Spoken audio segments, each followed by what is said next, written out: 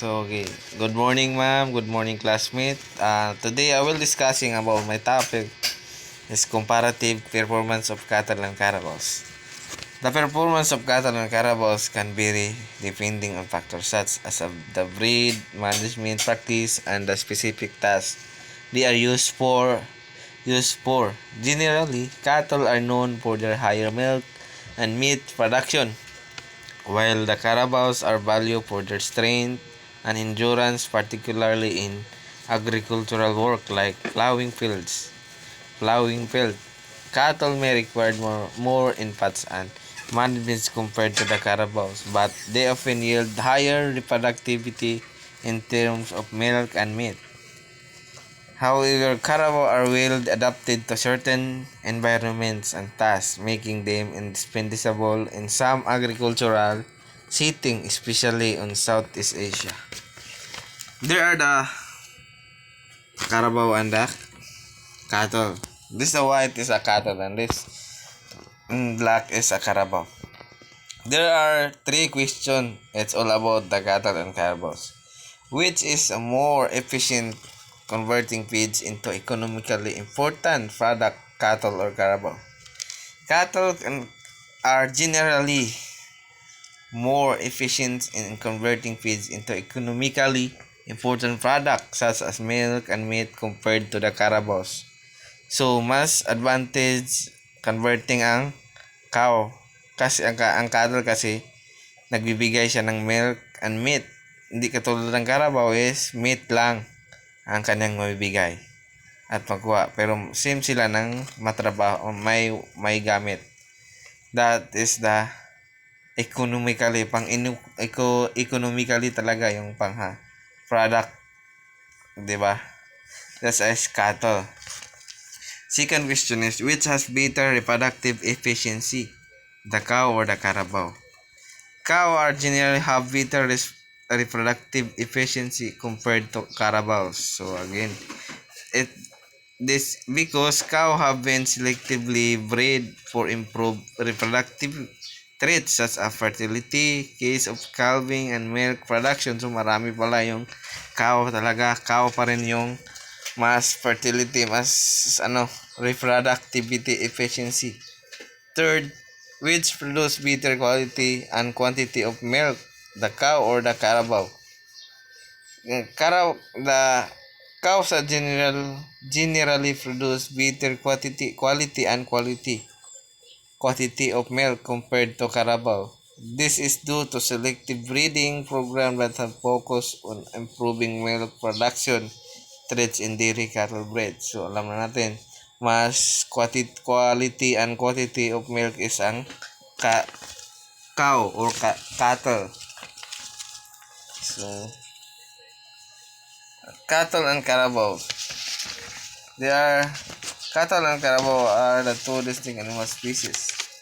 Animal breeders disagree in comparing them because either can be upgraded through crossbreeding, right? So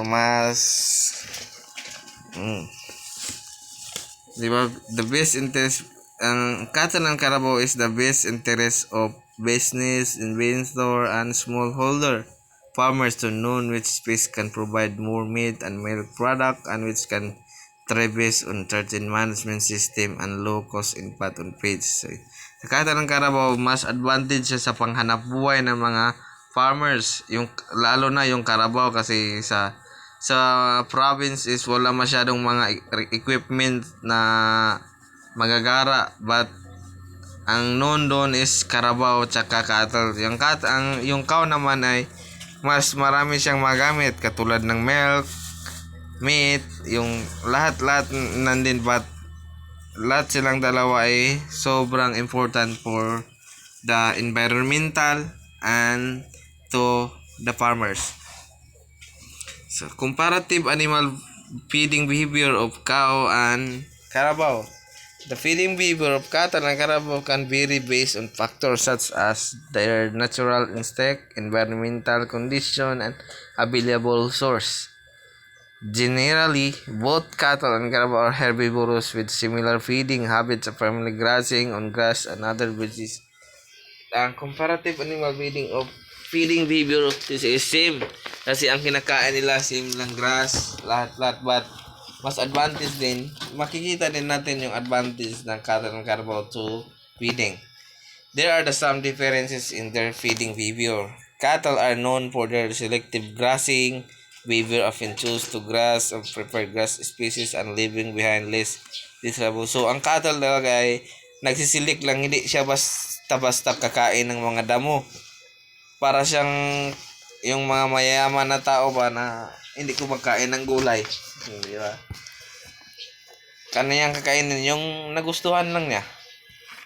That's akaw. But Carabaoas tend to have more opportunistic feeding behavior, consuming a wider variety or vegetation including grasses, shrubs, and aquatic plants. Lahat-lahat ng mga pwedeng makita ng cow is kakainin niya. Kaya sobrang laki ng katawan ng cow. Ay, kakao, yung Carabao. Kasi hindi siya mapili, hindi siya maarte. Yung pwede, yung makaya sa amoy niya, kakainin niya. Hindi katulad ng cattle is sinisilik lang niya yung pwede niya kakainin. At yun, yung feeding behavior. But the fine intake of cattle and carabao is feeding spirit animals trained on feeding through as a consume, rinse, and concentrate feed. So, kahit busog na yung mga cow and yung carabao, palagi din silang parang makita nyo yung magmunga-munga yung bibig ng cow. Diba? Yun kahit wala siyang kinakain, nagunguya. Kahit wala siyang kinakain na damo, meron siyang in-sterilize na pagkain ba para hindi siya magutom. Yun na. Rumination and mastication. Mastication refers to the grinding and pulverizing of the food inside the mouth or simply the chewing of food. So, rumination, ito yung nakikita na pagkain niya. Dobe, may dila pa yan. Tapos, para magdating sa loob, pulverizing. Yun, kasi yung damo, hindi na niluluto kasi. Pero mas acid yung mga bibig at gamit ng cow at saka cattle. Kasi, kumakain sila ng fresh na mga grass. Kaya, tawag nito is rumination and mastication. Other behavior of cattle and carabao is the time that animals spend standing and lying down is associated with their energy use. An animal that walks and stand often use more energy than an animal that always lie down. So, mas malakas talaga yung mga animal katulad ng cow kasi palagi silang naka-stand, walk. Hindi katulad yung ibang mga hayop katulad ng mga baboy, di ba? Palagi lang nakaupo, nakahiga, walang ibang trabaho. Kakain lang, tulog. Hindi katulad ng cow, marami siyang kaya mas malakas sila. Kasi sanay sila sa walk and stand. Tapos init sa buong araw sila sa labas. So kaya mas advantage at mas energetic yung cow at saka carabao. That's all. There are the 5 difference in their feeding behavior of cattle and carabao. That's a quiz. Answer this and thank you. God bless.